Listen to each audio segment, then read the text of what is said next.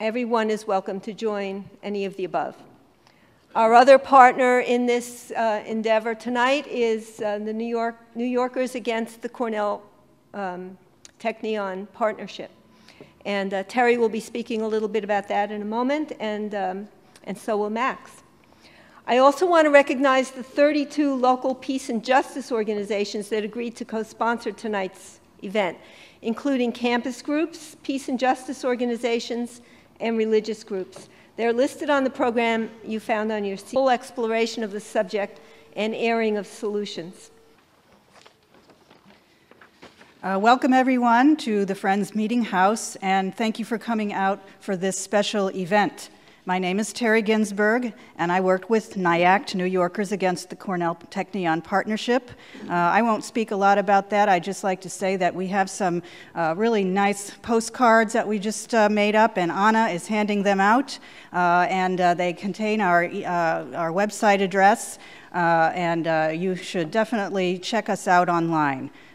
There's a lot of information there about the New Yorker, about the Cornell-Technion Partnership. That is relevant to our discussion this evening, in fact. So now I'd like to introduce our guest speaker this evening. In fact, Max Blumenthal needs no introduction, but I will give him one anyway. Max Blumenthal is an award-winning journalist, best-selling author, and documentary videographer, whose writings have appeared in the New York Times, the Los Angeles Times, The Nation, the London Guardian, Aljazeera English, Huffington Post, Salon, The Daily Beast, and so on and so forth. His awards include a Puffin Foundation Fellowship at the Nation Institute and an Online News Association Independent Feature Award for his reportage on the killings of hundreds of women in Ciudad Juarez, Mexico. Formerly a researcher at Media Matters for America, he has been interviewed widely, including on The Rachel Maddow Show, Democracy Now!, Fresh Air, Press TV, and in Alternet, among other venues. Mr. Blumenthal's 2009 book, Republican Gomorrah, Inside the Movement That Shattered the Party, traces the rise of the religious right in the United States and its strategic deployment of Christian ideology to build a movement, infiltrate and dominate the Republican Party, and transform it into a haven for Tea Partiers like Sarah Palin. Regarding that book, Rick Perlstein of the New York Review of Books referred to Mr. Blumenthal as, quote, a brave and resourceful reporter adept at turning over rocks that public relations savvy Christian conservative leaders would prefer remain undisturbed. His next book, Goliath, Life and Loathing in Greater Israel, about which he will speak this evening, just published last October, has garnered even more attention. The American Conservative has called it a bold and shocking book, presenting persuasively a major theoretical and polemical argument about Israel, almost completely at odds with the image most Americans have of it. Even those generally well-informed about Israel and its occupation of the Palestinian territories will have their views challenged by Mr. Blumenthal's sharp eye and factual presentations. The New York Observer has stated that supporters of Israel should be encouraged to read this book. Perhaps, and Chris Hedges called it one of the most fearless and honest books ever written about Israel. Perhaps for these very reasons, pro-Israel forces have recently targeted both Goliath and Mr. Blumenthal personally in a smear campaign intended to discredit his critiques of Israeli policy. Brooklyn for Peace, New Yorkers Against the Cornell-Technion Partnership, and the Peace and Social Action Committee of Brooklyn Monthly Meeting are proud to host Max Blumenthal and hope that this evening of discussion with him will further enlighten us all regarding the devastating and increasingly dire situation faced by Palestinians in Israel and the occupied Palestinian territories, and the related effects of oppressive Israeli policy here in the US, such as the government practice of domestic surveillance against Arab, South Asian, and Muslim communities, and ongoing threats to the civil liberties of persons who would speak out against such policies and practices. We will hold, as Naomi said, a Q&A following his talk, but for now, please join me in welcoming to the podium Max Blumenthal.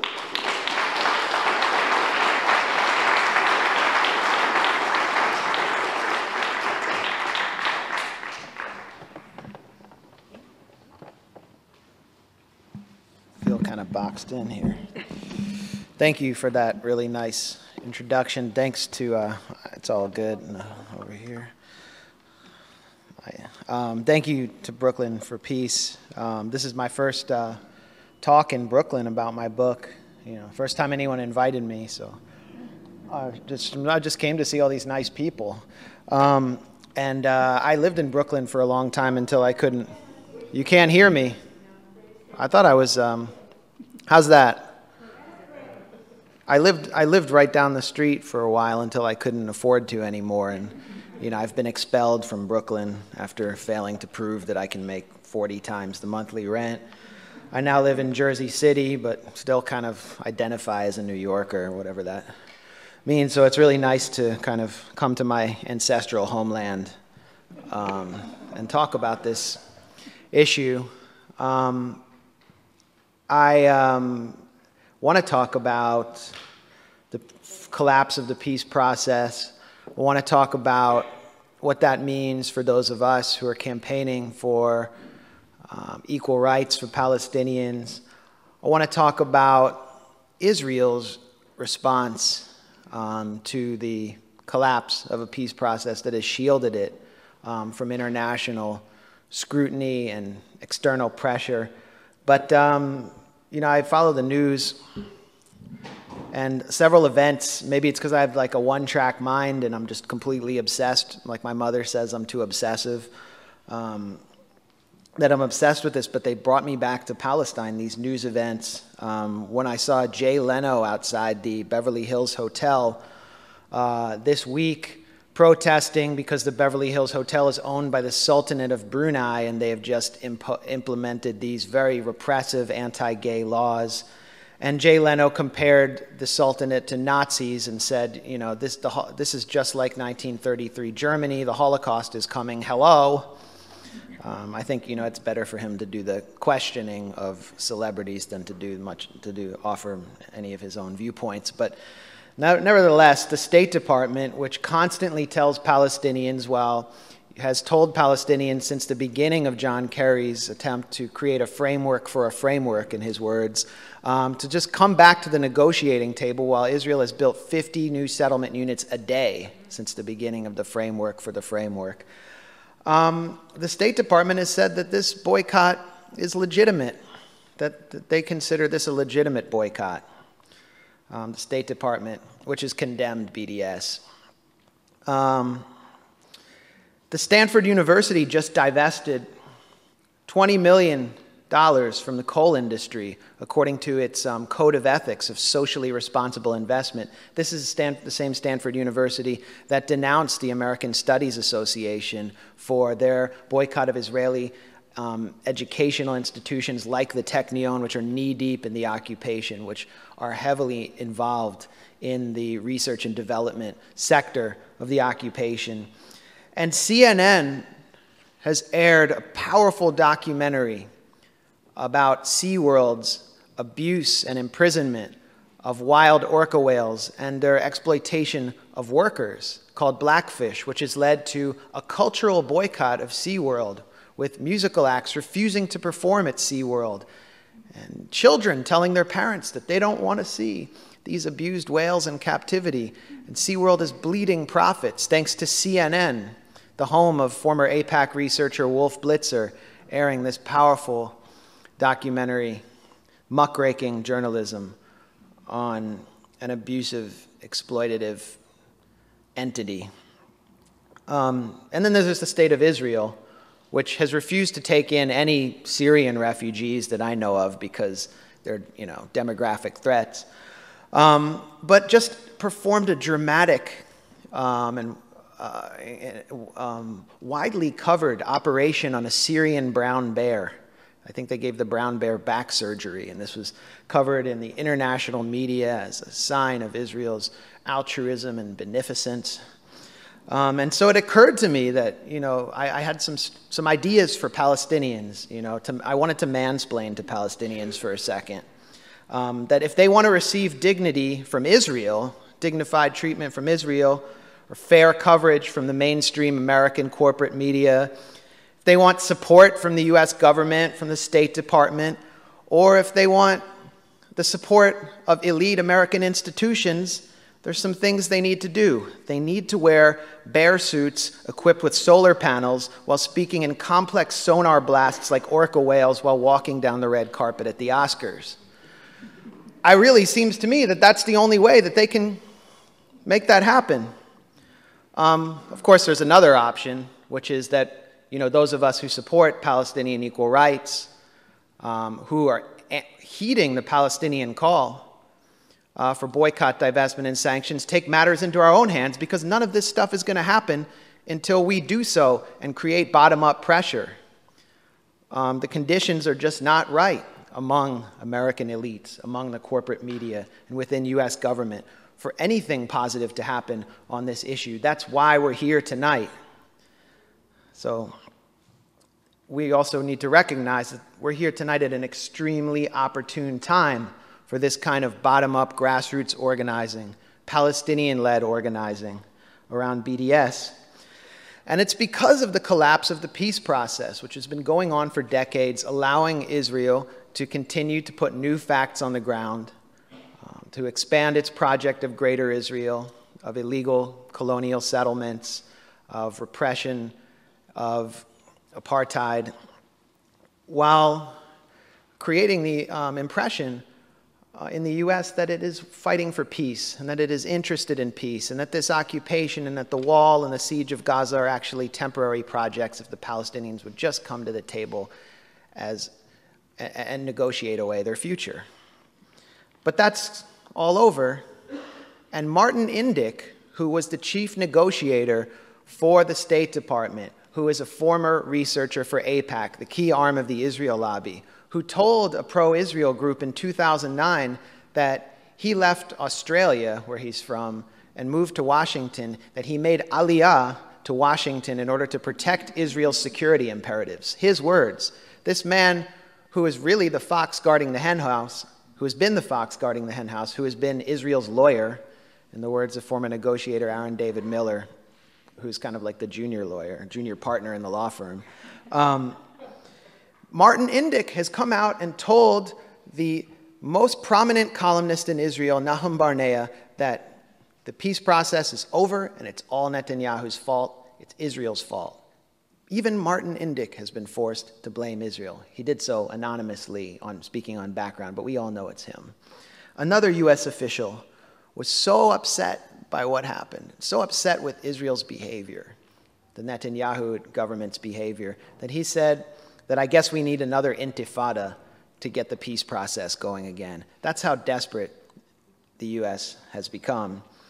Emil Nakhle, who is a veteran academic, a former CIA analyst, and a member of the Palestinian intelligentsia, who is considered very conservative by other Palestinian intellectuals because he conceived the idea of a Palestinian state in the 1970s solely in the West Bank and the Gaza Strip at a time when the PLO still believed in a kind of binational state with equal rights for all. Emil Nakhle was actually attacked by Mr. Peace Process industry, Saeb Erekat, for advancing, in Erekat's words, the U.S. solution.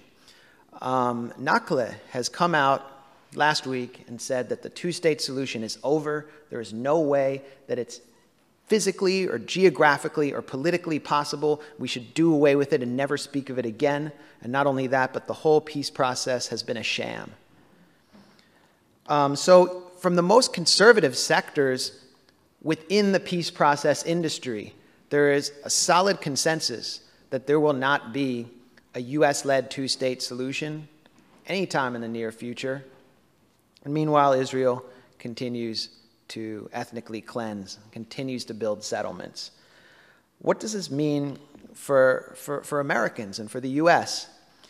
Shibli Telhami, who is, to my knowledge, the only Arab American ever to serve on a US negotiating team on Israel-Palestine and is now at the Brookings Institute, in another conservative institution, actually at the Saban Center, funded by Haim Saban, who is one of the biggest bundlers for Barack Obama, and says he's a single-issue guy. His one issue is Israel. But don't call him an Israel firster.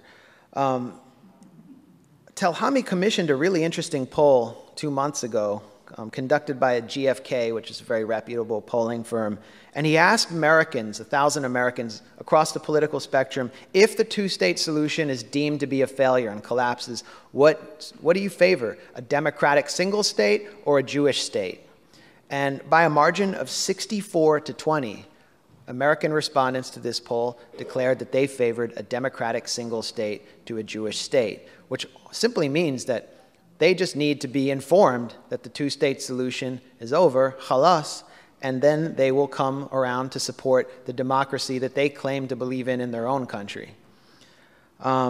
Interestingly, if you look at the internals of these kinds of polls, you will find that support for democracy is heavily weighted towards those who self-identify as Democrats, members of the Democratic Party. Meanwhile, the Republican Party, which is consumed with Christian Zionism, tends to favor the Jewish state solution. They have these shared values of white nationalism and Jewish nationalism. This is a party that's rooted in neo-Confederate traditions and sees as a beacon of light Netanyahu's Israel. And so what we're seeing play out in our elections is an incredibly undemocratic Democratic Party which refuses to embrace the mood and attitudes, the shifting attitudes of its grassroots base as it falls increasingly under the control of corporate interests, and a Republican Party that is using Israel as a kind of wedge issue, like gay marriage and abortion. A Republican Party whose two top funders are Sheldon Adelson and Paul Singer, both extreme hardcore Zionists who place Israel as one of their paramount issues. And every candidate in the upcoming midterms and in the 2016 elections will have to kiss Sheldon Adelson, the casino baron's ring, and declare fealty to Netanyahu's Israel if they have any hope of receiving the nomination. If Rand Paul, however, receives the nomination, we could witness a bizarre exodus of neocons from the Republican Party into the camp of Hillary Clinton, who is receiving enormous support from Haim Saban and others like that. So John Kerry, who's gotten almost nothing right, from Palestine to Cairo, where he said, that Egypt was on the road to democracy. I mean, I don't know how many massacres it takes to convince him that massacring people isn't democracy. I mean, how many mass death sentences does it take to convince him that something terribly authoritarian is happening? Kerry actually got something right when he warned Israelis and Netanyahu and his inner circle that if the peace process flops, you will get BDS on steroids. And that's what we're going to see. And that's what we're seeing in our own communities, and that's what we're seeing on campus. And this battle in the United States, as Ali Abunimah says in his essential new book, which you all should get, The Battle for Justice in Palestine, the battle will be decided on campus in the US, which is why the Zionist movement is investing so much of its resources to suppress protected speech on campus and actually reaching out and calling on state power to crush academic institutions like the American Studies Association, to suppress Palestine solidarity activism. The argument is over. There's no argument anymore. No one is going to challenge the facts that are in my book, which just happen to be the facts on the ground. I'm not, some genius. I just wrote them down after documenting them. No one has challenged the facts in my book. Eric Alterman of The Nation, after trashing my book in 9 blog posts, transforming himself into a virtual internet stalker, conceded that my book is technically factually accurate. And that's because the argument is over. There will be no argument. There is only a call, activism, and this momentum for justice in Palestine versus an aggressive fighting retreat from the Israel lobby in the US. And it's the US that's the last bastion of pro-Israel support in the world. My book doesn't deal with the U.S., although obviously it has implications for how this will play out in the U.S. As I said before, my book is about Israel in the post-two-state solution era, and the post-peace process era, the post-Oslo era, what many Israelis would call the era of hafradah, or separation, unilateral separation on demographic lines, as manifested in the separation wall and the siege of the Gaza Strip. And there are many instances of kind of micro-hafradah within Israeli cities separating Palestinian citizens of Israel from Jews. My book, and what I intended to do with my book, was expose the reality of a Jewish ethnocracy and the illusion of a Jewish state as a democracy. Now, we've had liberal Zionists like Peter Beinart and Jeffrey Goldberg embracing this idea of liberalism and Zionism as two kinds of concepts that can exist in harmony. It's kind of like two states of mind. And right now, those are the only two states that liberal Zionists have left.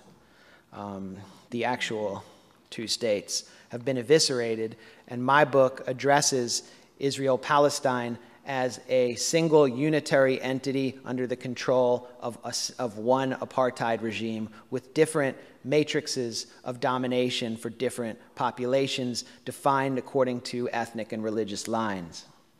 Now, I don't need to tell you that Israel practices apartheid. I don't need to tell you that it discriminates on an institutional basis against anyone who is not Jewish.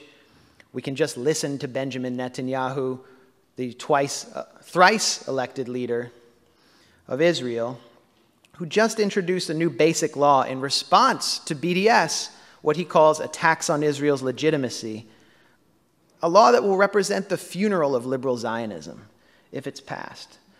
You have to understand what basic laws are. Israel has no constitution, partly because a constitution often will require you to define national borders. Whenever anyone accuses me of wanting to wipe Israel off the map, I hand them a piece of paper and a pen and I say, can you draw it for me? Because Israel has no defined national borders. Number two, the Constitution would cause a national crisis or a constitutional crisis because Israel is a Jewish state. That means it has to define what it means to be a Jew. Who is a Jew? And who is an Israeli?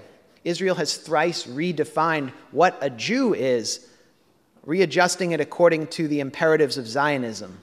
This is an area that has been really under-acknowledged and scarcely researched in it. One of the few books in English I can think of is out of print about this issue, called The Un-Jewish State by Akiva Or, one of the founders of the anti-Zionist group Mutz Pen. And it's to Akiva Or that my book is dedicated, because he was such a mentor and teacher to me. He's no longer with us. So Israel has supplanted its constitution with these basic laws, and this new basic law that Netanyahu will introduce will permanently place Israel's Jewish character above its professed democratic charter forever, and define it permanently as an institutionally discriminatory apartheid state. Here's what Netanyahu said about the law.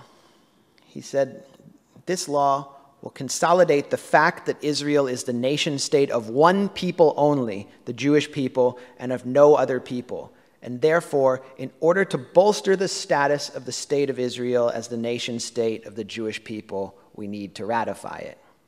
One people only and no other people.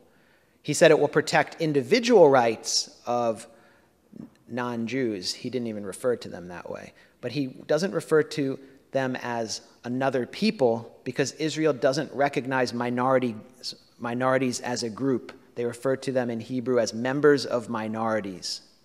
That means that they can only be treated on an individual basis and not collectively as a minority group, because then they would be able to issue collective demands for things like affirmative action or refugee rights.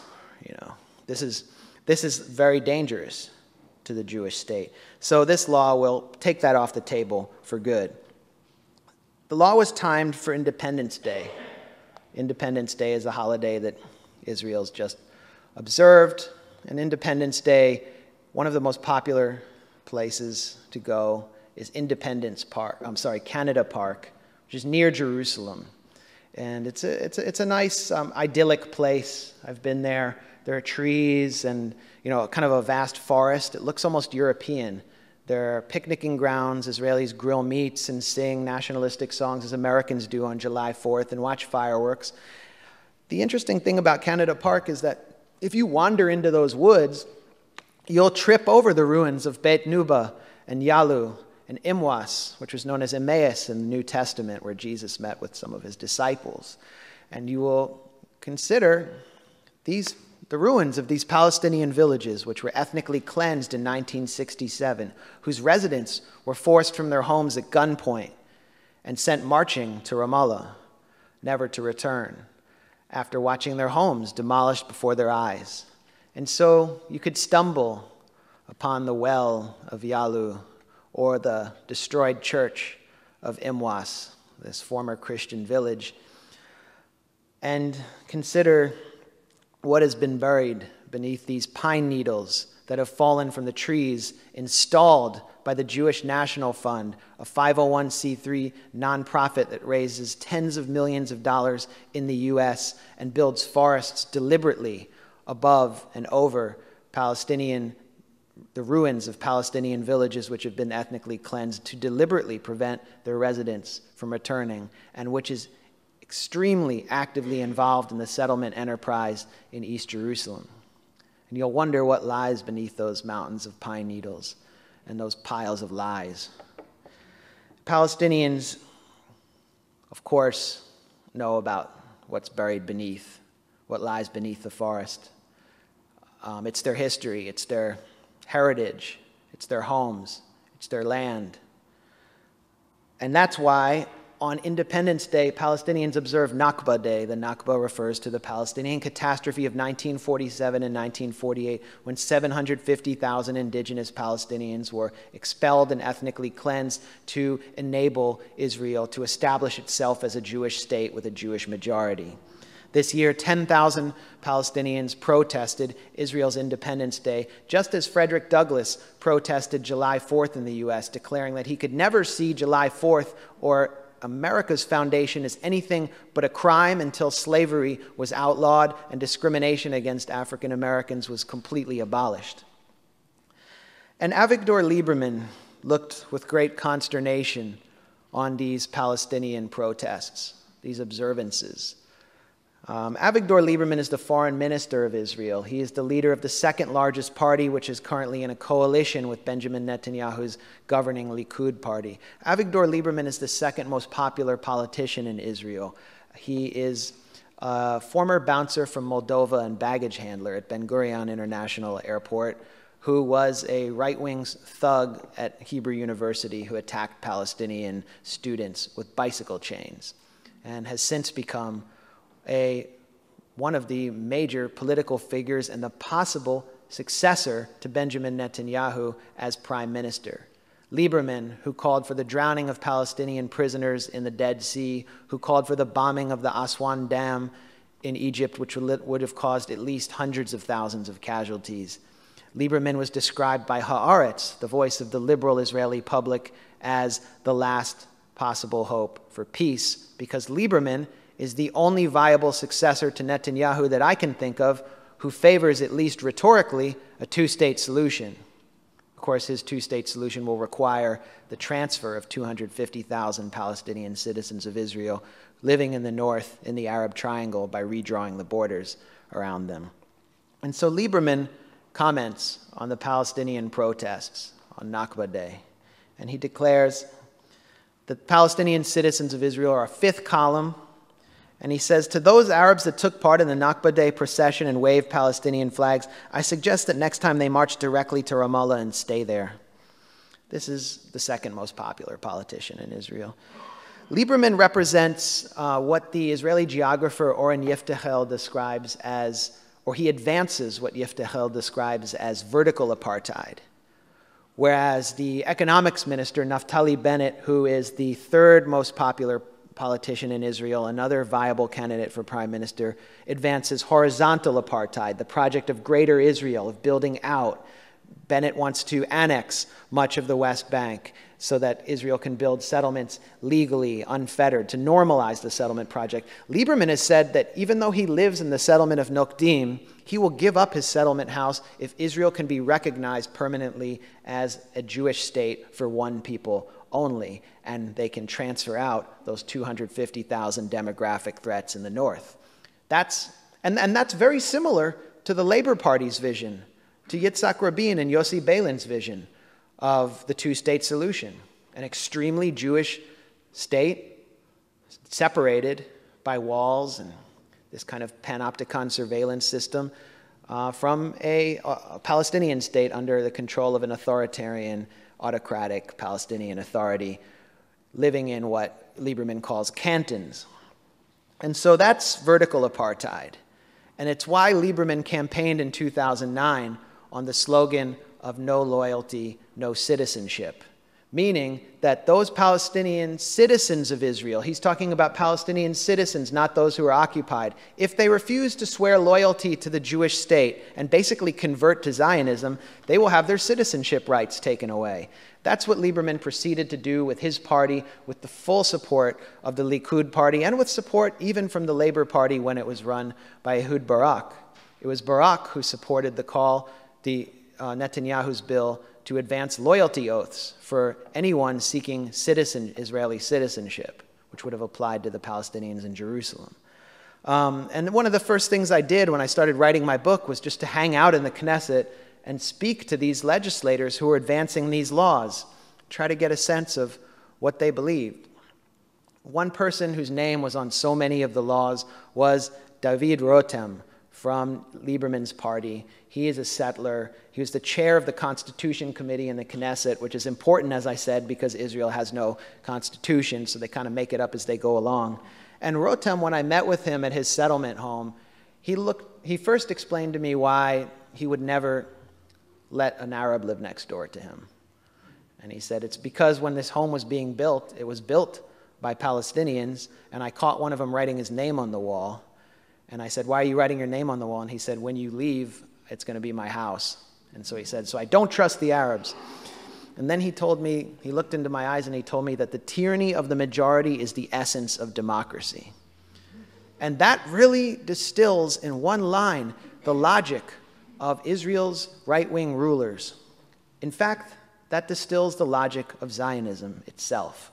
And so we see these laws, like the anti-NGO laws imposing over 50% taxes on foreign donations for even Israeli human rights groups like B'Tselem, the acceptance to communities law, which has passed, which authorizes communities of under 500 to discriminate on the basis of race and religion, the law raising the electoral threshold to 4 seats, which could virtually eliminate Arab parties in the Knesset since all of them hold less than 4 seats, the Central Election Committee ruling against Hanin Zoabi, the most hated woman in Israel, because she belongs to the Balad party, which campaigns for Israel as a state of all its citizens, in other words, a state with no racial or religious preferences. The Central Elections Committee has twice banned her from running for Knesset. The Supreme Court overturned those rulings, and so the Knesset started introducing legislation that would allow it to invalidate Supreme Court rulings. Zoabi has been virtually physically attacked in the Knesset. She was handed an Iranian passport by the former Miss St. Petersburg, Anastasia Mikhaeli, who converted to Judaism in 1996 and became an Israeli citizen, and told Zoabi in the Knesset, as a member of Lieberman's party, to go back to Iran. It's why former Haaretz bureau chief Danny Rubenstein was compelled in 2010 to denounce what he saw as neo-Nazi expressions in the Knesset. And these laws, and many more like them, complement the 50 discriminatory, racist, and anti-democratic laws that are already on the book in Israel, which apply to its non-Jewish citizens, and which had begun being passed immediately at the dawn of the foundation of the State of Israel. One of the most interesting or important laws in my opinion, which I write about extensively in my book, is the Nakba law. This law was introduced by another one of Avigdor Lieberman's underlings. His name was Alex Miller. He's no longer in the Knesset. He was 28 and emigrated to Israel from Moscow. He was one of the youngest figures in the Knesset. And he told me that he was introducing this law because he was the head of Yisrael Beitenu, Lieberman's party's youth wing. And he said there's a youth movement in Israel, and this is what the youth want. I speak to them every day. This is why we're getting more and more popular. They want this law which will criminalize the Palestinian observance of the Nakba. The law has passed, and it now illegal in a diluted form, and it bans municipalities, Arab municipalities, from funding or participating in observances of the Nakba. This law is significant because it highlights what Israel, in its current phase, sees as the key threat. The threat is not 67 and giving up occupied territory. That's over. They recognize that they are living in a single state and that the Green Line has been eviscerated. The threat is the narrative of 1948 and the idea of refugees returning and upending the Jewish majority. The threat is Palestinian civil society among Palestinian citizens. The threat is inside core Israeli cities, and that's where the battle is playing out in Israel, not necessarily in the occupied territories. And so there is a book that's been kind of deployed in the past few months, I think in a lot of ways to drown out my own book and to drown out Ali Abu Nema's book and to provide conflicted Jewish Americans with a narrative that can salve their conscience as they struggle to deal with supporting Israel in the right-wing Netanyahu era. It's My Promised Land by Ari Shavit. And Shavit, you know, it's an interesting book, partly because there are no citations or footnotes. It's why he's known as the Thomas Friedman of Israel, because Friedman has no footnotes in his books often, and just kind of, you just have to accept what he says on the authority of his mustache. And it's the same thing with Shavit. He just tells it to you like it is, and you're supposed to accept it.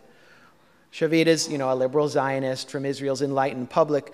But what makes the book interesting to me is that he actually presents a very harrowing and clear and mostly accurate history of the ethnic cleansing of the Palestinian city of Lydda from the perspective of an Israeli unit from the Haganah, the Zionist militia. I write about this in my book as well, and I'll explain why. And I think I present a slightly more accurate account. But nevertheless, it seems brave that Shavit did this, except when you read to the end of the chapter. And at the end of the chapter, Shavit declares that this needed to happen, that they needed to be ethnically cleansed for him to be born, and that in the end, he chooses to stand with the criminals. Because he too fears 48 and hopes they never return. Now, Shavit speaks of Lydda and the ethnic cleansing of Lydda as something that's in the past. But as we know from our own history, as William Faulkner said about the American past, the American South, that the past is never dead, it isn't even past. And the right wing in Israel understands something that Palestinians understand as well, which is that the Nakba has never ended. The Nakba is an ongoing, continuous process that will continue and deepen and expand as long as the status quo is guaranteed by the United States. So I wrote about Lydda in order for me to go back to the site of Palestinian ethnic cleansing, to a Palestinian neighborhood in Lydda, which is now known as Lod in Hebrew, to see Palestinians who had just had their homes demolished, who were Israeli citizens, but had had their entire neighborhood demolished because they built without permits. And Palestinians in Israel are almost completely unable to receive building permits. And so when I arrived to this neighborhood, which had been renamed by the families that lived there, the Abu Aid refugee camp, I found children attempting to do their homework in tents, just as refugee children had in 1948. And I met people standing around open fires trying to keep warm during the rainy season, and what they told me, one after the other, is that the days of 48 have come again. Every day is 1948 for Palestinians. As Ilan Pappé, the author of the seminal book on the seminal revisionist history on the foundation of the State of Israel, the ethnic cleansing of Palestine, recently said, there hasn't been a day in the State of Israel's history without one act of ethnic cleansing or another. And so the right wing understands that the Nakba is continuing, but unlike Palestinians who want to, and unlike me, who would like to reverse the Nakba, who would like to prosecute it as the crime that it was, instead of providing aid and band-aids to the victims, the right wing wants to continue the Nakba to its completion. And so their mantra is finish 48. And that is why the right wing is receiving votes. In the most simple way possible, that's how I can explain why Lieberman is popular. And so we hear the call to finish 48 in the Praver Plan, named after Benjamin Netanyahu's policy and planning chief, Ehud Praver. The Praver Plan, it was a blueprint introduced in the Knesset calling for the expulsion of 40,000 to 70,000 Bedouin citizens of Israel from their ancestral communities to one of 5 Indian reservation-style townships, which represent the only towns built by the State of Israel for Arabs since its foundation. The Praver Plan was a clear expulsion plan and is already underway, even though the Knesset failed to pass it. And I've witnessed ethnic cleansing in the Negev desert. 2 days ago, hundreds of families in the Negev, in unrecognized Bedouin communities, unrecognized because their residents, unlike me, do not possess or can't receive state services, even since, received eviction notices, real eviction notices, not the mock eviction notices that students handed out at NYU that caused campus Zionists to howl with indignation, but real eviction notices which pro-Israel students are silent about. And so we hear finish 48 in the Praver Plan, and we hear finish 48 in the letter issued in 2010 by hundreds of state-appointed religious authorities, state-appointed rabbis, declaring in an abuse of Jewish law that it was illegal to rent apartments to non-Jews. And then we saw the call to finish 48 acted upon in Safat, the northern Israeli community, which has historically been a Palestinian city, as Palestinian students were attacked and a renter, a building owner who was renting to Palestinian students, found death threats posted on his door. This man was a Holocaust survivor who said that his tenants seemed like very nice boys and can't understand why these letters keep showing up on his door. We heard finish 48 in the accompanying letter issued by the rabbis' wives in another abuse of Judaism, declaring that it's illegal under Jewish law for Jews to date or have relationships with non-Jews. And we heard finish 48 in the cries of the anti-miscegenation movement, which this letter inspired. The anti-miscegenation movement headed by the group Lahava, which has been called by Deputy Transportation Minister Tzipi Hotovely to testify in the Knesset on the dangers of assimilation, which has received hundreds of thousands of shekels from the State of Israel, which is state-funded, which operates a hotline that allows callers to inform on interracial and interreligious couples, which places leaflets under retaliation, which places posters around Jerusalem, which I've seen, of Arab men who are accused of making passes at Jewish women, identifying them as sex criminals, and which holds civil patrols on Tel Aviv beaches, warning Jewish women not to speak to Arab men, and which compelled the National Civil Service Administration of Israel, a government bureau, to bar religious Jewish women from volunteering in Israeli hospitals after 9 p.m. for fear that they will date Arab doctors, which any Jewish American should find peculiar because we have been raised to believe that it's good to date doctors. We don't hear about the call to finish 48 in Israeli educational curriculum, and that's why I spent so much time in my book writing about what's happening in Israeli classrooms, why I spent so much time with the Women of New Profile, this organization which is dedicated to educating young Jewish Israelis out of this belligerent mindset, of this hyper-nationalistic mindset which they've been indoctrinated into since age 4, which is dedicated to counseling young Jewish Israelis who want to refuse army service and get them out of their occupation duties, and whose members have been called in for interrogations, had their computers seized, and are under constant surveillance by the Shin Bet, the General Security Service of Israel. And I learned a lot of things from them about what's happening in Israeli classrooms. I learned how the Israeli Education Ministry seeks to abuse young minds and turn children into loyal occupation soldiers before they're able to develop the capacity for critical thinking, before they can become good citizens, before they can develop empathy. It starts at age 4.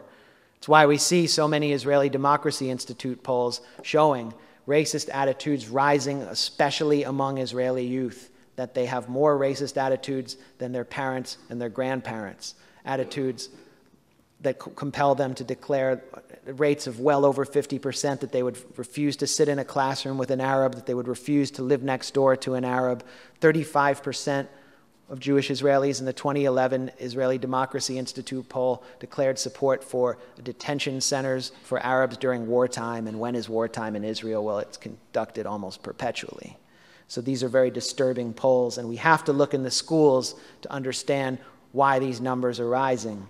4-year-olds in Holon, as I documented in my book, in a bedroom community of Tel Aviv, were lined up before a blackboard that started with a message that led with a question: who wants to kill us?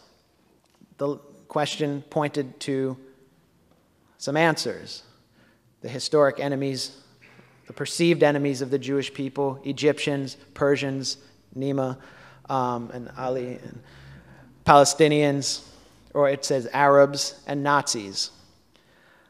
Then another line points to another question: what do we need? That line points to the answer: we need a state. We need a Jewish state. Those are 4-year-olds. The Education Ministry in Israel has just announced that it will officialize the teaching of the Holocaust, of Jewish genocide in Europe, to 4-year-olds and 5-year-olds in kindergarten, at a time when they can barely, when they're just learning to walk and start to, expand their minds, but can't yet read. A friend of mine who does a lot of work with New Profile and teaches in Tel Aviv, teaches peace studies, something that has brought her a lot of criticism and scrutiny inside Israeli society. Gal Harmat told me that when she was in kindergarten, her teacher told her that she would have been turned into soap if this was Europe, and that anti-Semitism in the world was so profound that it could still happen. And so she had nightmares, and she said she couldn't sleep, and the first thing she wanted to do was find a strong male Israeli soldier to protect her, especially an Air Force pilot, because the Air Force are the elite within the Israeli army. And so these militaristic attitudes were instilled in her at a young age, and she said it took her until she was finished with adolescence and in her undergraduate studies, until she began to be able to educate herself out of it. By age 17, thousands of Jewish Israeli high schoolers are taken on a trip to prepare them for their army service, to prepare them to enter the army the next year, and to prepare them to participate in the occupation. And many of them are still very skeptical about what's going to happen over there, over the wall. They're taken to Auschwitz on the March of the Living, which is a march, a procession featuring besides these students, uniformed Israeli soldiers, uniformed Israeli policemen, and overflights by Israeli US-supplied F-16s over the site of Jewish genocide. The intention of these trips is clear. The education ministry monitors the attitudes of these students, polls them on their nationalism and support for the army before they go on these trips. 25% of Jewish Israeli high schoolers have gone on these trips, according to the education ministry.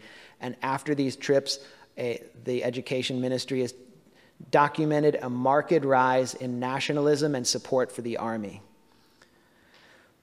because they're told that Jews had been slaughtered in the past and could be again unless they have a strong army. Yoav Shamir, the Israeli filmmaker, documents one of these trips in possibly the best documentary ever made about the exploitation of anti-Semitism. It's called Defamation, and you can watch it online, and I quote copiously from it in my book. There's one example of, there's one scene that really stuck with me. The students are goofing around, as any high schoolers would, and they're still skeptical about going into the army. By the end, they're taken into a gas chamber where Jews were killed, and they're forced to take on the personas of Jewish children in a candlelit ceremony who were killed in Auschwitz. And one after another, they break down in tears, and a young woman emerges from the gas chamber and tells Shamir that she's furious and wants to kill Nazis on camera. She says this, and he responds, "The Nazis are all dead." And she immediately snaps back at him, "But they have heirs." Who are the heirs to the Nazis? Well, Benjamin Netanyahu has made this clear when he made this clear at Bar-Ilan University in October, when he stood before the entire faculty and entire student body in a major nationally televised speech and declared that the Palestinian national movement was directly involved in the final solution and responsible for the slaughter of 3,000 Jewish children in World War II Europe. A claim without any basis that I haven't seen anywhere except in the work of Alan Dershowitz, Netanyahu's friend. So what we're seeing with Netanyahu painting Palestinians as the heirs of the Nazis is, of course, an abuse of the Holocaust and a negation of its real lessons, which, in my opinion, is almost the ethical equivalent of Holocaust denial. The universal lessons of the Holocaust are forbidden in the Israeli official educational curriculum, and those of us who invoke them, as I did in my book, may face attacks from supporters of Israel. The universal lessons can be summed up very simply: never again to anyone. Never again to anyone is a phrase that threatens the very logic of the Jewish state, of the exclusivist Jewish state, and it is why it's forbidden.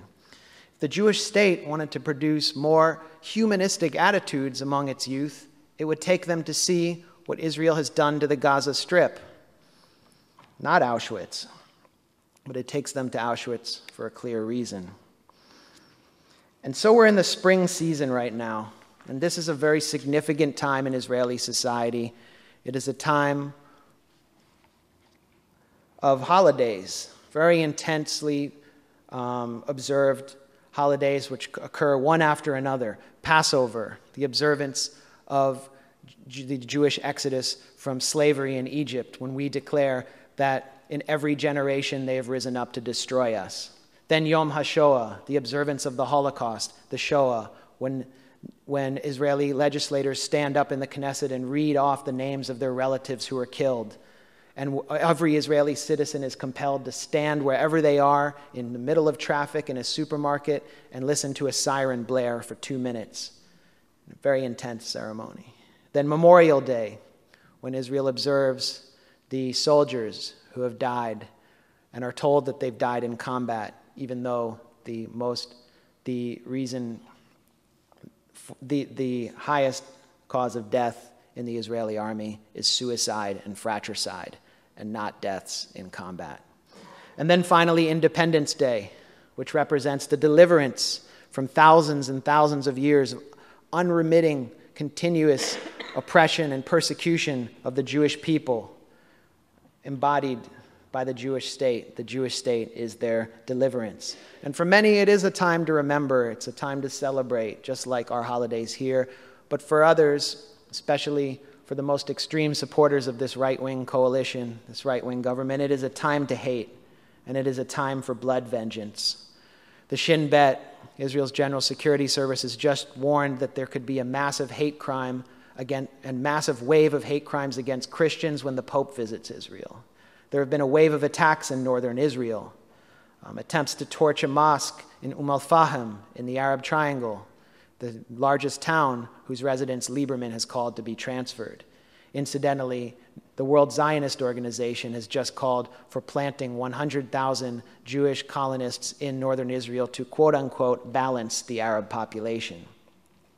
And we've seen the graves at Deir Yassin, the site of Palestinian destruction, where over 200 Palestinian women and children were massacred with the increasingly ubiquitous phrase, "death to Arabs," which represents the second vandalism of Deir Yassin. Deir Yassin has been converted into a mental institution by the State of Israel, and its homes now house patients who are suffering from Jerusalem syndrome. The wave of price tag attacks, of hate crimes, of what the State Department in the US over Israeli objections now describes as terrorism has gotten so bad that Abe Foxman's Anti-Defamation League has felt compelled to condemn them. The State of Israel is up, and the government of Israel, and the Justice Ministry, is so terrified of the expansion of these wave of hate crimes that it is seeking to implement penalties that it usually imposes on Palestinians and Palestinian rock throwers in the occupied territory, detention without trial. I think if they want to stop these hate crimes, they should start by changing the curriculum in kindergarten. That's a good place to start. They should start with the minds of Jewish Israeli children who are also victims of this crisis and who are victims also of Zionism, but not in a physical sense as Palestinians are, in a psychological sense. We also have to remember that there are attacks on non-Jewish Africans who live in Israel. 50,000 non-Jewish Africans are living in Israel seeking refugee status. 2 days after Independence Day in 2012, an African kindergarten was torched in Tel Aviv. The perpetrator was let off scot-free.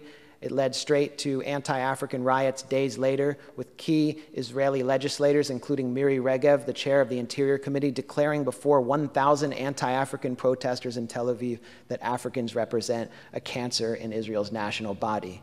An opinion that the Israeli Democracy Institute found 52% of Jewish Israelis agree with, and they found that a plurality of Jewish Israelis agreed with violence against African non-Jewish refugees. Eli Yishai, then the Interior Minister, pledged to make the lives of Africans miserable, and the government has proceeded to do just that. The roundups have begun thanks to a law which has been amended, that originally applied to Palestinians, passed in 1953, the Infiltration Prevention Act, which labeled Palestinians who attempted to return to their property who were refugees infiltrators. The amendment to the law declares African refugees not refugees deserving of protection under the UN Convention of Refugees, which Israel signed, but as infiltrators themselves. They can now be picked up anywhere at any time, detained without charges, and held indefinitely in a detention center in the Negev desert, which Israel, the state of Israel, refers to as an open accommodation center. It is called Holot. And in my book, I wrote a chapter about it called The Concentration Camp, because it has been referred to as a concentration camp by even right-wing Israeli legislators.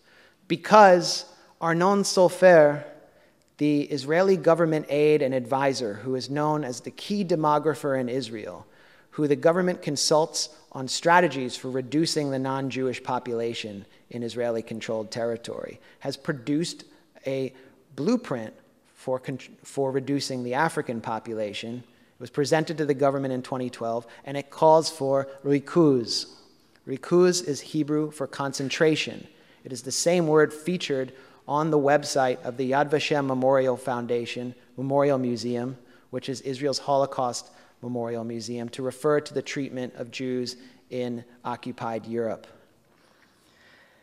In Holot, my colleague Alison Dager of Mondoise has documented extremely harsh conditions. And she told me recently that she herself, after seeing the treatment of these refugees who were being interned there, as Japanese Americans were interned in California during World War II for possessing what it was known then as enemy race blood, she told me that she's very careful with their language, but she has no choice but to refer to it as a concentration camp. She knows of no other title that can be applied to it, that there has been no medical review in the camp for 3 months. The rules of the camp are as follows. You're technically allowed to leave, but you have to check in 3 times a day.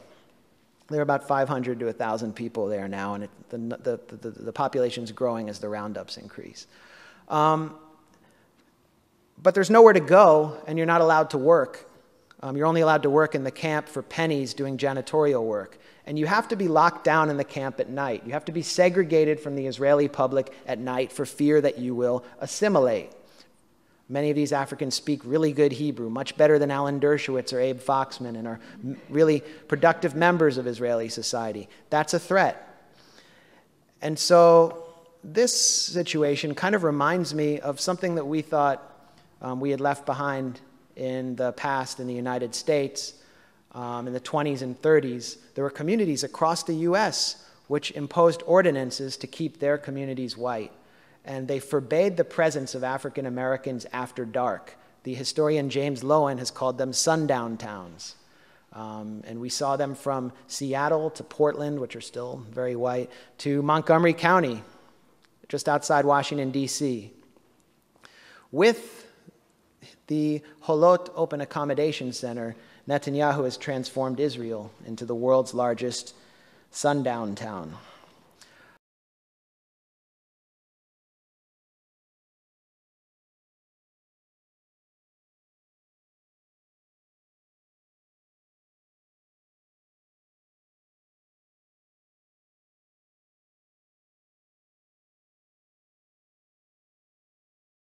Price tag to apartheid and putting a price tag on occupation, because the U.S., if not confronted, will continue to send your taxpayer money, your tax dollars, through this financial feeding tube straight to the Israeli occupation. What is BDS? And so BDS was a Palestinian call in 2005 by 174 Palestinian civil society organizations for the boycott, divestment, and sanction of Israel and companies and institutions involved in human rights crimes, occupation, and institutional discrimination against Palestinians. And it calls also for the honoring of Resolution 194, which, interestingly, Israel signed as a condition for its admittance to the UN General Assembly, for the honoring of this resolution, which calls for the right of return of Palestinian refugees. And so Palestinians have issued this call, and the call is growing, it's gathering momentum, and it's come to our community here with the Technion. It's been forced on us. A decision has been forced on us.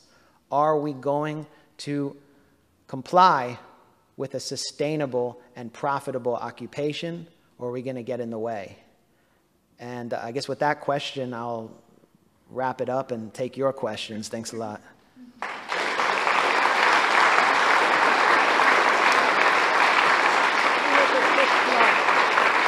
Get out of here.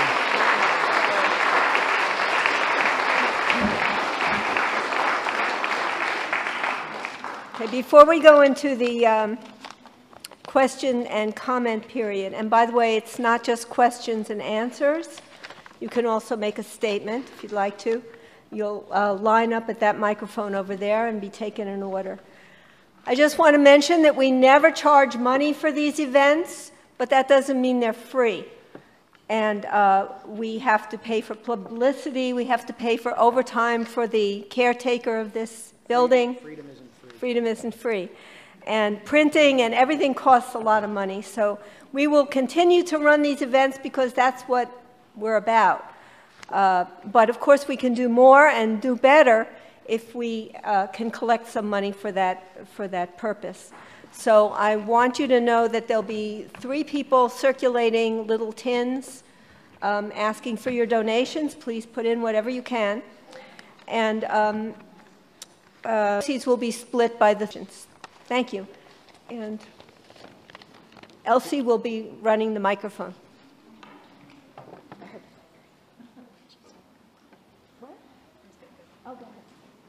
So, hi, my name is Elsie. I'm going to direct your Q&A. So if you have questions, you can line up over there at the microphone. If you can't get over there, I'll take your questions from the crowd.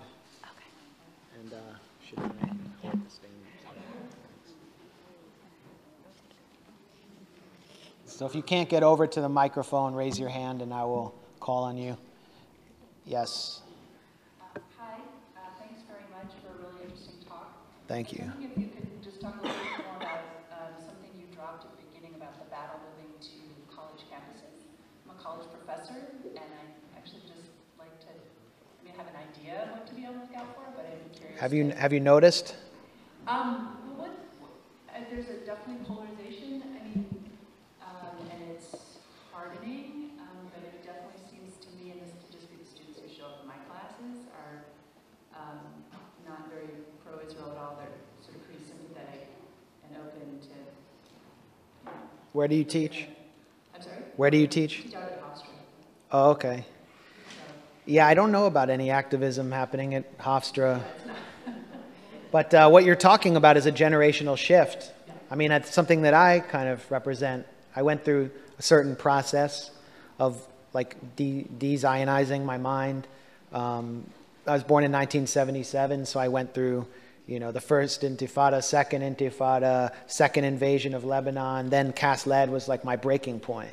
And a lot of these students have gone through just Lebanon and Cast Lead. Cast Lead was a very seminal moment, and they see Israel as a Goliath, correctly. And so they are sympathetic to these calls. Students for Justice in Palestine is leading the Palestine Solidarity Movement on campus, leading the battle for justice in Palestine. It's organized organically. It's organized mostly by Arab American and Muslim Americans who are second and first generation immigrants who are really asserting themselves in this country against an incredibly racist environment. But it also consists of many Jewish members and gets support from Jewish Voice for Peace. And what they're doing are what they're implementing are tactics to draw attention to this crisis that I describe in my book on campus, like mock apartheid walls that they erect on campus, which are very effective teaching tools. I wish this had happened when I was at University of Pennsylvania, but the only protest we had was that I can remember was when beer was banned on campus. They are distributing mock eviction notices, and they are holding divestment. They're introducing divestment resolutions to divest from corporations that are involved in human rights abuses in Israel-Palestine, which means that they're actually leading the anti-war movement on campus, which has disappeared since the election of the most dangerous man in America, Barack Obama. And that they are really like the only game in town as far as activism related to U.S. foreign policy on campus. There has been a harsh pushback against these students, and we recently saw it at NYU when, in an act of solidarity with the Students for Justice in Palestine at Northeastern University in Boston, who are suspended for distributing mock eviction notices after a multi-year campaign by the Israel lobby to get them banned. These students distributed eviction notices at a dorm, and they didn't target any particular student population. But because one of the dorms happened to have a Shabbat elevator, pro-Israel groups and pro-Israel student activists declared that Jewish students had been targeted and that they felt unsafe, and that these feelings of unsafeness are used as a weapon against Palestine organizing on campus. It's very manipulative, and it's completely baseless.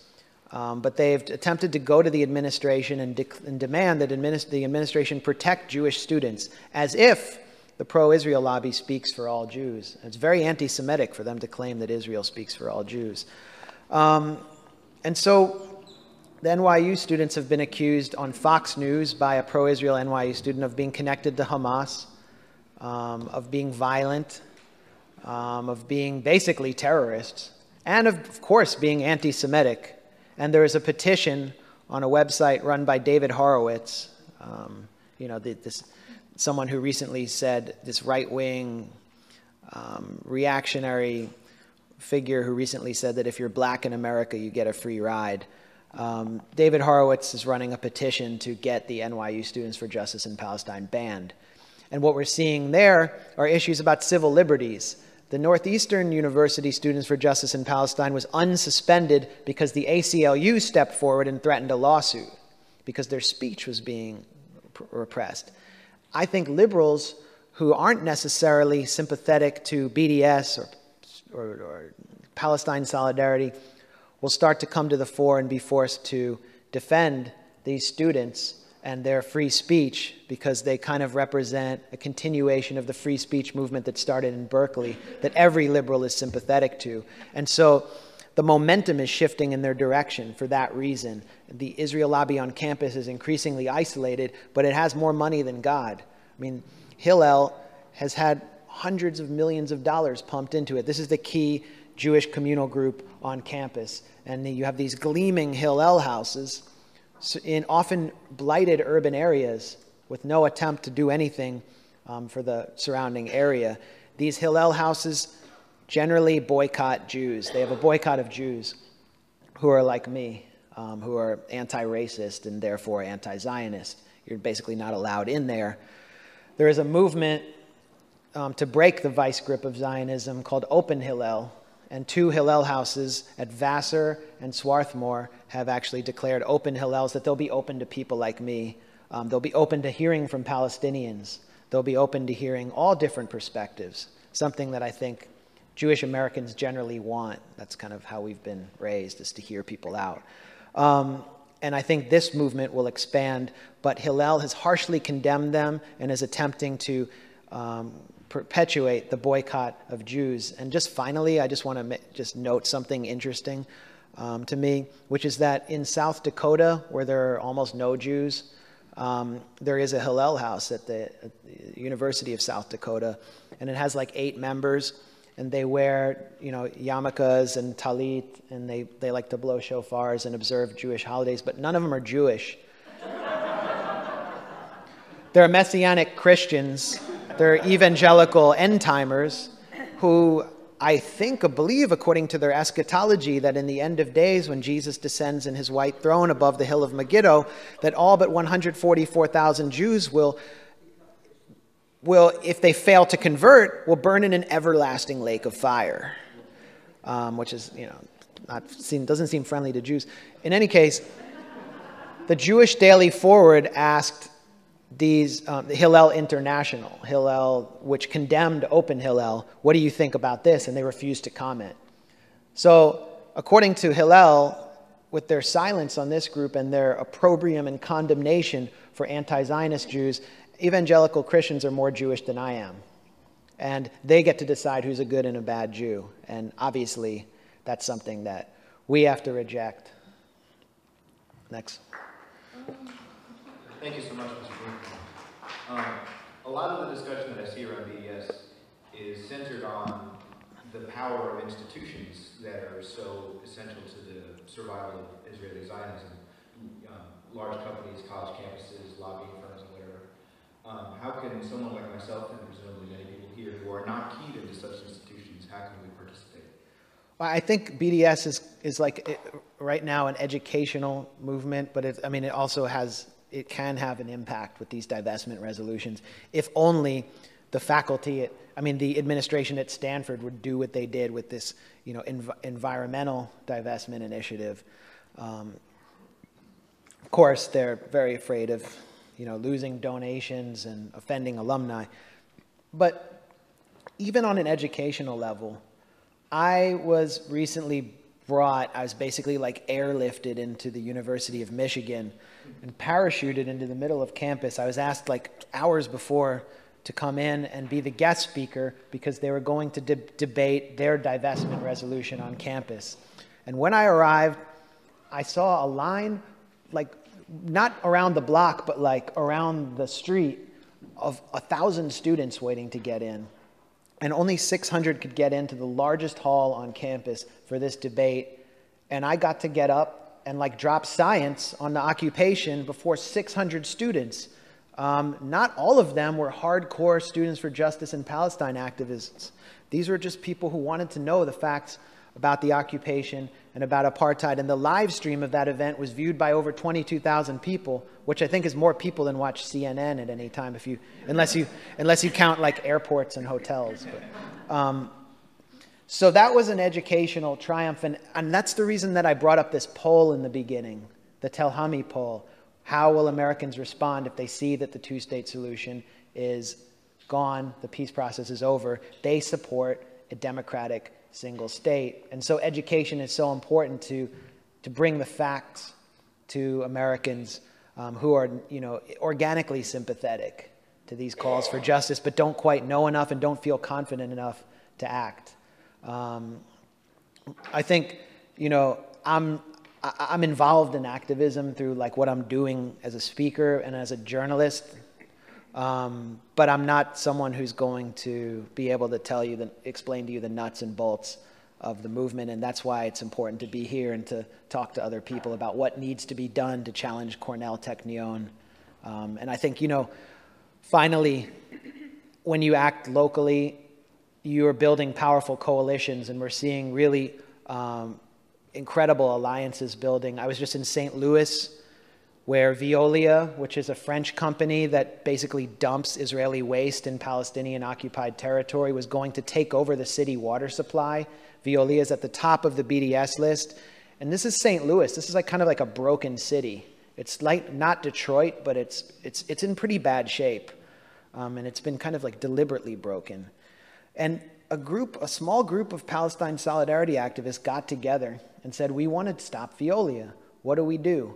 Well, let's talk to the Sierra Club because Veolia has a terrible environmental record. And so the Sierra Club signs on to the Dump Veolia initiative. Then they say, well, wait a minute, they're basically going to privatize our water supply. Let's talk to the unionized workers who are, who are working these jobs, bringing us water. And so the unions joined, and this, bought-off neoliberal mayor, I think the name is Francis Slay, had to reckon with the fact that these Palestine solidarity activists had become players in city politics, and Veolia was stopped. So there you go.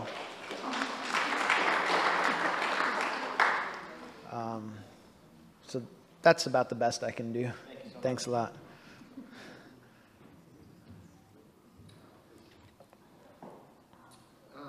You portray an Israel that's turned really hard right, but you also suggest unity with what it's become, between what it's become and what it was in 1947, 1948. I'm curious about your take on the peace process when it seemed close to succeeding. Most obviously at the end of Clinton's administration, to a lesser extent in 2008 with Olmert. But let's keep it mainly on the apparent near miss in 2000. Thanks for that question. Yeah. Okay. It's fairly left of that. It's really been marginalized. The notion that Israelis and Palestinians were very close to a genuine peace agreement at Camp David and then Taba in 2000. That notion is the product of pro-Israel propaganda, which has just been pumped into our media over and over again. It is completely false. Yasser Arafat, who is then the chairman of the PLO and the head of the Palestinian Authority, a very repressive and unrepresentative organization that does not represent Palestinians because most Palestinians are unable to elect members of it. No one in the Palestinian diaspora, no Palestinian refugees, and many Palestinians, even in the occupied territories, are unable to have a voice within the Palestinian Authority. And Arafat was brought to the table against his will, and Bill Clinton promised that he wouldn't blame him if he came to the table. Then they proceeded to offer him a terrible deal, which gave the Palestinians no overflight rights, basically no control of their airspace, no control of their borders, no ability to have a military except for repressing Palestinian resistance, no control over their water because Israel would have gotten the major settlement blocks like Ariel, which sits on top of the Palestinian aquifer, and they would have gotten a tiny little town outside East Jerusalem called Abu Dis as their capital. They would not have gotten East Jerusalem. So they weren't offered a state. There was no offer for a state, and the Palestinians who live in Gaza and the West Bank have never been offered a state. Nothing that they have been offered could qualify as a state.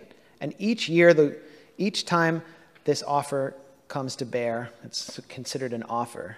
What it really is a demand that they basically give up legitimate rights that we support for every other kind of people, from Syria to Bosnia to elsewhere, to Nigeria to Congo, that they be forced to give this up. Each time the offer gets worse. Ehud Olmert's offer was the same as the kind Clinton presented at Camp David, for which he blamed Arafat along with Ehud Barak, and Barak blamed them in order to justify the harsh repression that he was about to implement in the occupied territories. He said there's no partner for peace, and with that statement he did damage the Israeli left fatally. But Olmert, who as mayor of Jerusalem was largely responsible for building some of the largest settlements in and around East Jerusalem, deliberately making a Palestinian state inviable, not viable, presented this offer at a time when his approval rating was 6%. Now, these offers have to be voted on in these deals have to be voted on in the Israeli Knesset. They're not voted on by the Palestinian Authority because the Palestinian Authority is controlled from the outside. But Israel votes on them. The Oslo Accords was passed by one vote after a member of Knesset was at the last minute bought a Mitsubishi car. There was no way Olmert's deal would have ever passed in the Knesset. He was the most hated man in Israel because he had just led the bungled, bloody invasion of Lebanon and was denounced in a national ceremony to his face at the Yitzhak Rabin Memorial Ceremony by David Grossman, Israel's kind of nationally famous literary figure. He was a hated figure who was also on trial for taking bags of cash from a U.S. millionaire and giving him favorable deals, real estate deals. And he's actually now, I think, been convicted of corruption because he couldn't get convicted of war crimes for Operation Cast Lead. But Bernard Avishai and other liberal Zionist figures who are courtiers of Olmert have promoted this deal as kind of this panacea that could have happened, that could have been a peace process. And Avishai wrote in the New York Times about this deal, and there were details in there that I found funny. For example, that the deal would have required a tunnel to be built from the Gaza Strip to the West Bank for the Palestinian Morlocks so that they wouldn't have to be seen and wouldn't be allowed to enter the land of the enlightened people of the light. So I actually asked Avishai in person about this tunnel idea and how he thought that was that was true peace, and he didn't really react well to it. But in any case, these deals were never going to happen. They were not deals that would have given Palestinians a state, and so they failed for a very good reason, and we should disabuse ourselves of the notion that they were ever viable. What we need to do is exert external pressure in order to produce not the Palestinian Mandela, because the Palestinian Mandela is already there, has been there, is laying in Palestinian graveyards, is sitting in Israeli prisons on hunger strike, is everywhere. But the Israeli de Klerk, who will come to the table and negotiate a real peace deal. As Mandela said, I would have never negotiated with the apartheid government of South Africa except for the end of apartheid. And so the goal is to produce an Israeli de Klerk who will negotiate the end of apartheid and produce a real peace. Because as I explained for the last hour, a two-state solution, as it's understood in the US, will not lead to peace. It will lead to a hyper-nationalist Jewish state surrounding a Bantustanized, dystopian, panopticon-style Palestinian authority controlled from the outside, just as the Gaza Strip is right now. Anyway, thank you for that important question. Thanks, Max. I do have my own question, but I just want to follow up on that quickly. Do you see any kind of budding Israeli politician that maybe has the potential to be that Israeli de Klerk? Yeah, Hanin Zoabi. But actually, I mean, to try to take that more seriously. It's funny how we're always, supposed to we're always hearing the call for the Israeli politician to come out and make peace, but we never think that that politician could be a Palestinian who is a citizen of Israel. But I mean, this film, The Gatekeepers, like I didn't like it very much because it's a shooting and crying film. It's about, these former heads of the Shin Bet, the General Security Service, sit before the camera and talk about all the crimes they committed in the name of the occupation and reflect on it. And that's part of the, the Israeli tradition of, shooting, crying, and then you kind of go back and shoot again.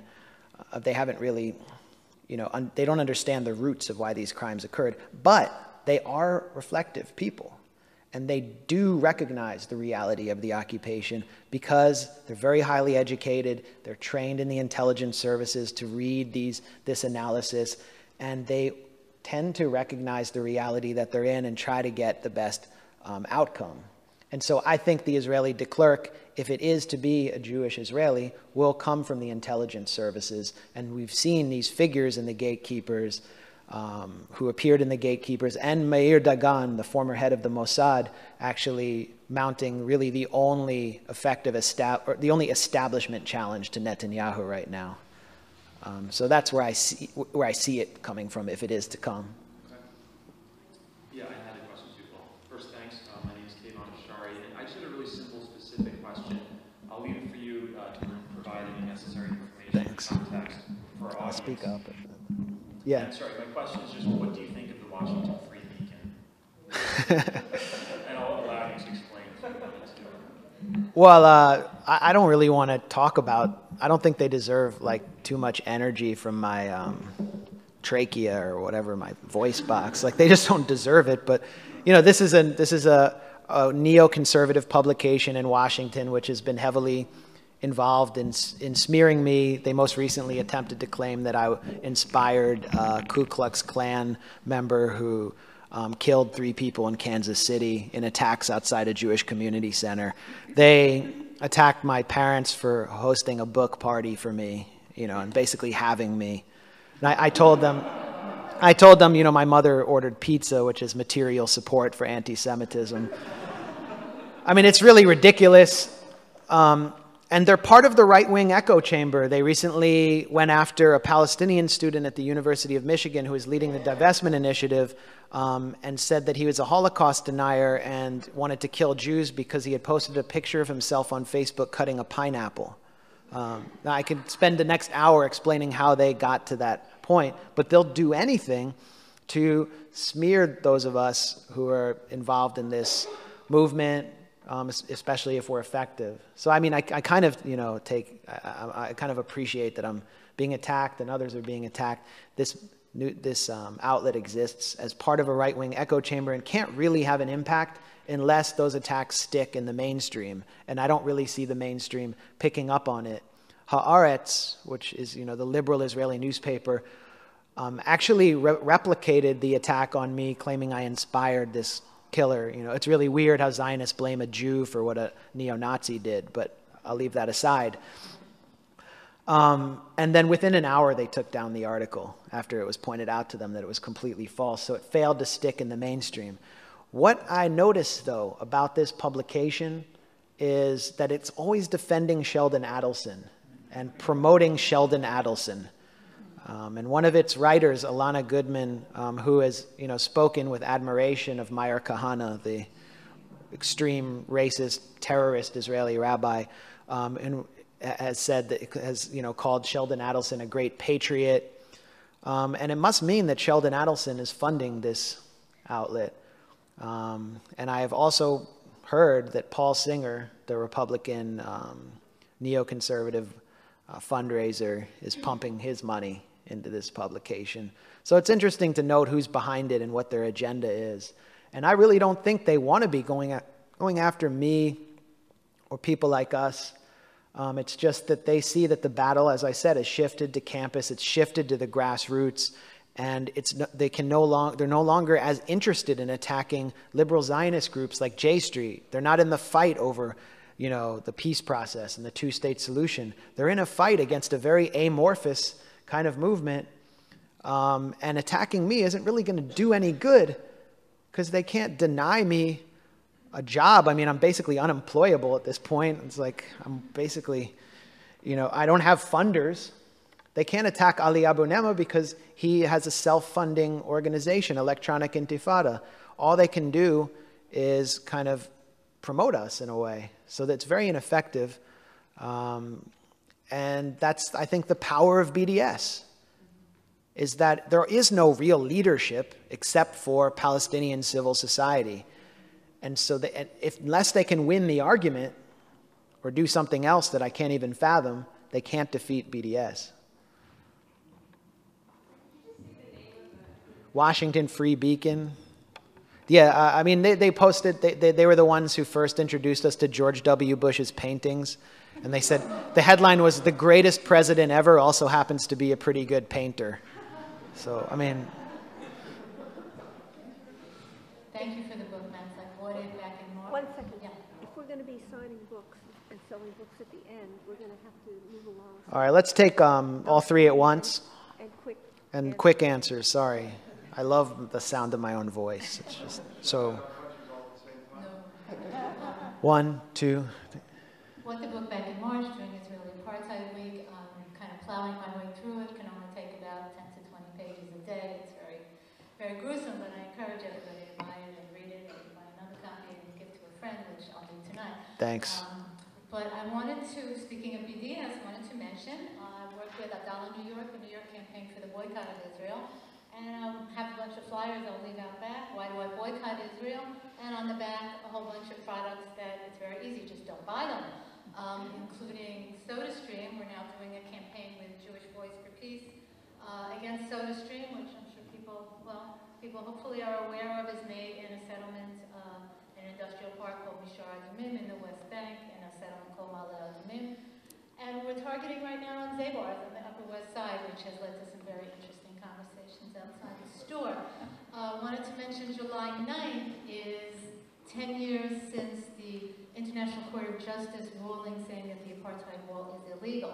Hasn't stopped the Israelis, but it did happen, and 9 years since the boycott, divestment, and sanctions call, July 9th. So Adal, New York, with other organizations in the city, will be doing something. Not sure exactly what, but keep an eye out, check our website, and we hope to see you. Yeah, because you asked about what to do, I really would get with Adala, and that's like ground zero of BDS organizing. Okay. And you do some cool Christmas caroling. All right. Just to say, it's gone way beyond the folks who focus on this issue. I was at a May Day protest last week, and I was kind of walking around with these, just kind of holding them up, and dozens of people just came up and said, "Give me one of those." What's that? So it's broadening out into the progressive movement to just know what's happening and wanting to know more about it, and just finding out what they can do. Thanks. Hi, my name is Mitchell Cohen. On behalf of the self-hating Jews of America, I'd like to welcome you to Brooklyn. Well, we know that being Jewish has nothing to do with our self-hatred, but we are self-hating. One of your discussion of left and right is interesting because our erstwhile progressive mayor, de Blasio, one of his first statements that he made was this totally pro-Israel bunch of statements in secret, to business leaders and others, and I was wondering if you would comment on that, and how do you analyze that? Why do you think he did that? Can I ask you, I might be confusing you with someone else, but are you a self-published poet? Or? Yeah. Okay, I have your book and I love it. What's it called? It's Three-Eyed Cats or something? One-Eyed Cat Takes Flight. One-Eyed Cat Takes Flight. So I recommend Mitchell's book. It was passed on to me by a friend. Yeah, de Blasio's... oh, sorry. I just got excited about de Blasio. Go ahead. I'm tall. Hey, Good to see you. Good to see you. As I'm sure you know, people like, historians like Rashid Khalidi and Ian Lustig, they probably would agree with a lot of your analysis of what's going on in Israel. But at least with Khalidi, he feels that to try to advocate a one-state solution to the crisis is foolhardy, and I guess for Lustig, he sees it as something that would lead to a lot of violence, one way or another, just because, I mean, as much as there's increasing disillusionment with Zionism, perhaps in the United States, as you were documenting, Jewish nationalism is alive and well in Israel, and the people there, there's a huge population that is just not going to go along with a binational state. And so, I guess, how would you respond to their criticisms of kind of activism for a single state? Yeah, I'll just leave it at that. First, on de Blasio. So Bill de Blasio had this off-the-record meeting with AIPAC's local chapter. I think it was Jacob Kornblue or some reporter who recorded part of it before being thrown out. I guess, if Israel's such a great ally, why can't they be, in Central Park having these kinds of meetings? It reminds me of Desert Storm when Israel wasn't allowed to be part of the coalition, this great ally. But de Blasio declared that, he had this unabiding love for Israel and will do I think he said that my job as mayor is to defend Israel. And so The Nation magazine, which had heavily promoted de Blasio, as it did Obama in 2008, I guess, baby Jesus, it published an editorial about de Blasio's meeting with AIPAC and declared that he should also meet with J Street. That was their solution. And so they got it all wrong. They completely botched it because the problem was that your job as mayor of New York is to defend New Yorkers.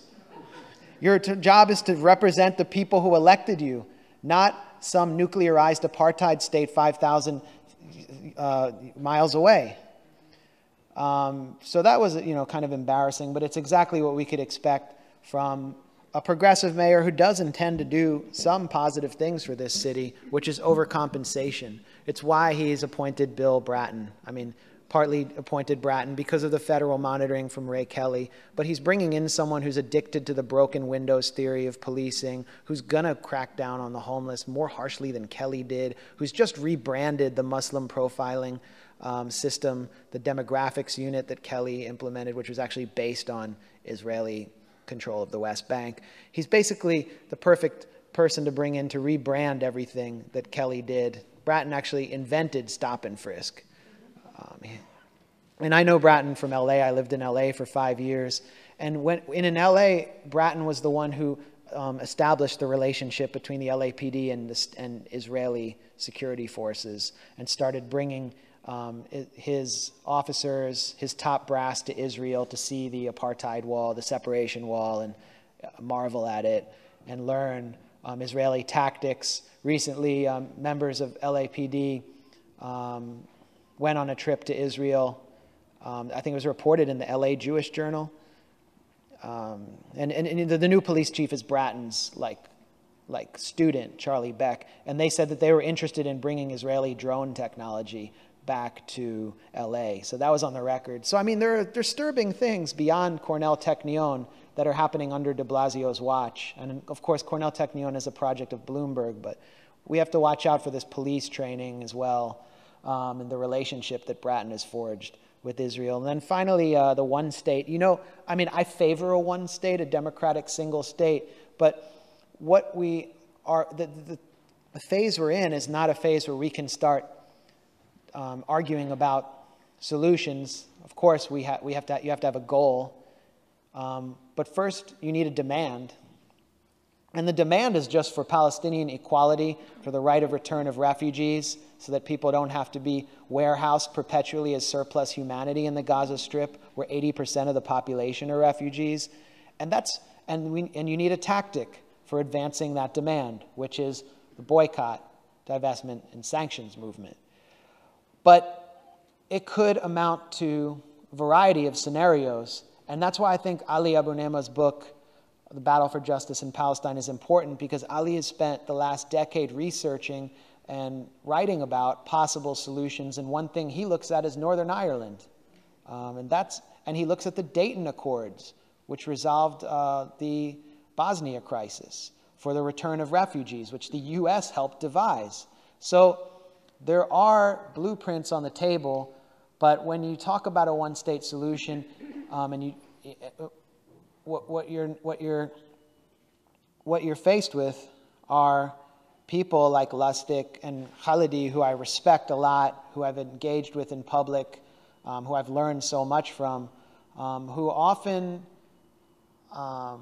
launder opinions. I wouldn't say launder opinions, but who focus too much on what they think the reality is, rather than goals and means of altering the reality. And that's the problem, because you have these brilliant academics who are investing very little of their resource and their time into producing recipes for reconciliation, the kind of reconciliation that was largely successful in South Africa, producing recipes for enabling Jewish Israelis to become a part of the wider Middle East and to be neighbors with Palestinians instead of adversaries living behind walls inside a ghetto of their own making.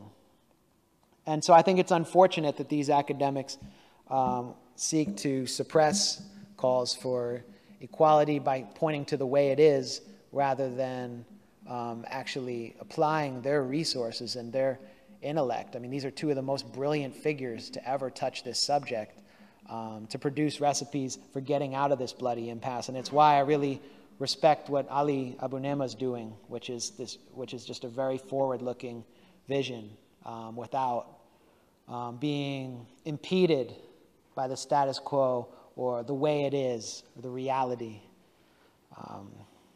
Finally, thanks again to Brooklyn for Peace, for bringing me to Brooklyn for the first time, and thanks for coming out and for what you're doing in this city. And I'll sign books now.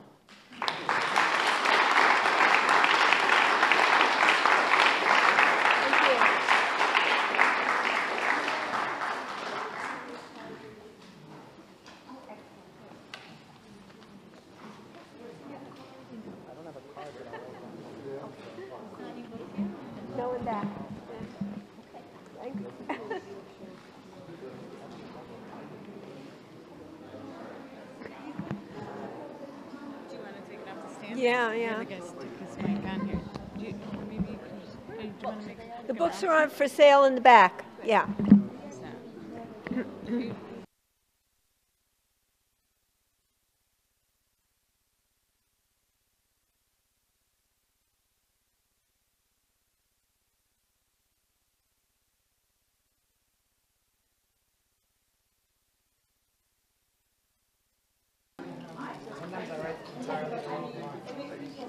We're in Bay, yeah.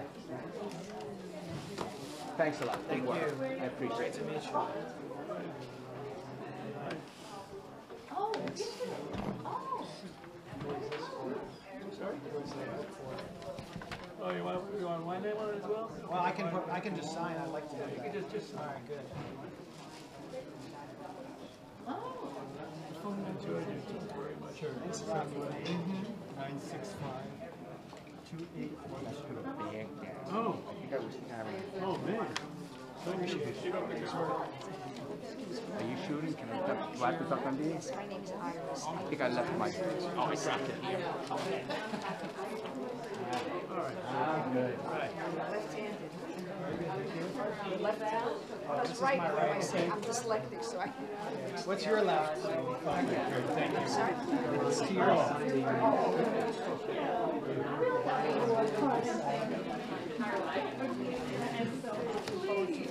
Thank you so much. Somebody else waiting to sign? Mr. Please. Hi. Max, could you show for Tom and BDS? Oh, yeah. What? Tom and Bess? Oh, sorry. For Tom and BDS. BDS. Can you or something like that? Oh. Adala, New York. I'll give you a flyer. Great. Appreciate it. Yeah, thanks. Is there something I can get on your mailing list? Yes, absolutely. I'm interested in like street I activity. bought this one back in March at Columbia. Big hall with all the other names. Yep. So this is from my brother-in-law, George.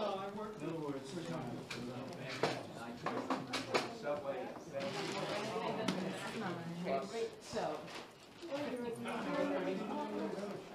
No pride.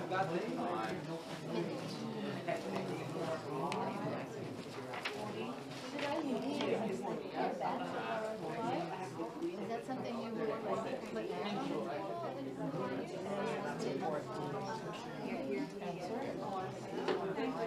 You're very, very Are you selling? Thank you for the plug. Yeah, thanks for your plug. Hi. Thanks so much for your talk. Oh, cool. Brother and neighbors. Yeah, I got to come up one time because I heard it's super interesting. I'm the one who told them. I told we weren't recording. What did they say? I asked why he didn't answer our letter and said that I didn't know if worth it. You're not worth it. I saw you. I was looking at your tie-dye, but I didn't look at Your your true style. He's going to start picking up some of the stream.